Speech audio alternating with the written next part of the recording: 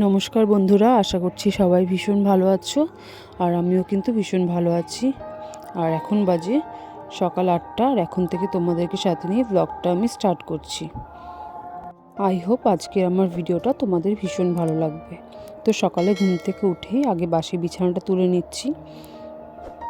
তো সকালে এখন কি হয়েছে, সকালে ডিউটি নেওয়ার পরের থেকে আমার যেন সকালবেলা আর নিঃশ্বাস ফেলার টাইমটুকু পর্যন্ত থাকে না।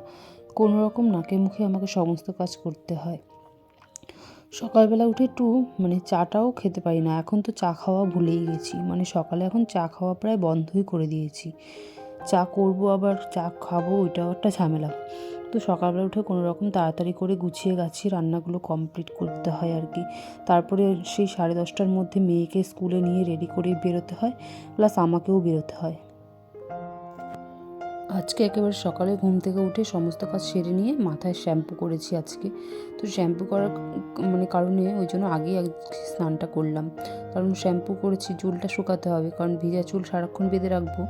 তাই জন্য আগে শ্যাম্পুটা করে নিয়েছি। শ্যাম্পুটা করে দেখছি এত শীত করছে, তো ওই কারণে সোয়েটারটাও পরে নিয়েছি। প্রচণ্ড পরিমাণে শীত করছিল।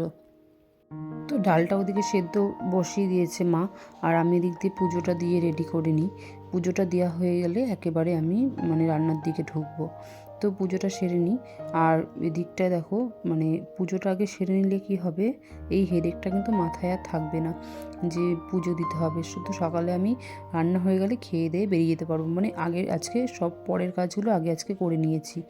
স্নান করাটা যেহেতু আমি পরে করি, ওই তো স্নান করে পুজো টুজো দিয়ে রেডি হয়ে নিয়েছি। এবার খাওয়া দাওয়া করে রান্না করে খাওয়া দাওয়া করে বেরিয়ে পড়বো। সকালে কাজ করলে অনেকটা এগিয়ে যায়, সকালে যদি স্নান করি কাজ অনেকটা এগিয়ে থাকে। কিন্তু কি হয়েছে, শীতকাল পড়ার পর থেকে সকালে আর স্নান করা হয় না। সকালবেলায় ঠান্ডার মধ্যে ট্যাঙ্কির জল দিয়ে স্নান করব, ওটার হয় না। তো আজকে পাম্প কল থেকে জল তুলে নিয়ে গিয়ে তারপরে স্নান করেছি, কারণ যেহেতু মাথায় শ্যাম্পু করেছি, নাহলে আবার ঠান্ডা লেগে যাবে। তো শীতকাল একদম গায়ে হাত পায়ে ক্রিম ট্রিম মেখে রেডি হয়ে নিয়েছি। এখন প্রায় 8:30 পৌনে 9টা বাজে। এখন যাব রান্নাঘরের দিকে এবার। তো আজকে একটা জিনিস ভালো হলো যে কাজ করতে করতে হঠাৎ করে মা এসে বলল, আজকে তোমাকে রান্না করতে হবে না। তো কথাটা শুনে বেশ ভালো লাগলো যে রান্না করতে হবে না, কারণ আমার মনে হয় রান্নার দিন না করলে বেশ ভালো লাগে আমার। একটা ওই রান্নার থেকে ছুটি পেলে আমার বেশ ভালোই লাগে মাঝে মাঝে, কারণ হচ্ছে সকালবেলাটা একটা দিনও রেস্ট পাই না, ঘরের কাজগুলো করতে পাই না। তো ওই কারণেই আজকে মনে হলো যে না, এই কাজগুলো আগে করে নিই, তাহলে যখন রান্না করতেই হবে না, তো এই কাজগুলো করে নেওয়াই ভালো, কারণ সময় তো হয়ে ওঠে না। তো এই কাজগুলো করলেই আমার অনেকটা সুবিধা হবে আর কি। তো আজকে বেশ কয়েকদিন পরেই এগুলো পরিষ্কার করছি, কারণ অনেক দিন যাবৎ পরিষ্কার করা হয় না। এগুলোর মধ্যে দেখছি পুরো ধুলোয় ধুলো হয়ে গেছে, কিন্তু কি করব, শীতকালে পড়ার পর থেকে কাজগুলো যেন সব এলোমেলো হয়ে গেছে। কাজের কোনো মাথা মুন্ডু আমি খুঁজে পাচ্ছি না। তো যাই হোক, এগুলো সমস্ত ক্লিন করে নেব আজকে, যেহেতু সময় সুযোগ দুটোই পেয়েছি। তো কি হয়েছে, ভাবি যে অফিস থেকে এসে মাঝে মাঝে ব্লগ শেয়ার করব তোমাদের সাথে, কিন্তু কি বলো তো, ওখান থেকে আসার পরে এতটাই আমি টায়ার্ড থাকি যে তখন আর ইচ্ছে করে না যে আমি ব্লগ শেয়ার করি।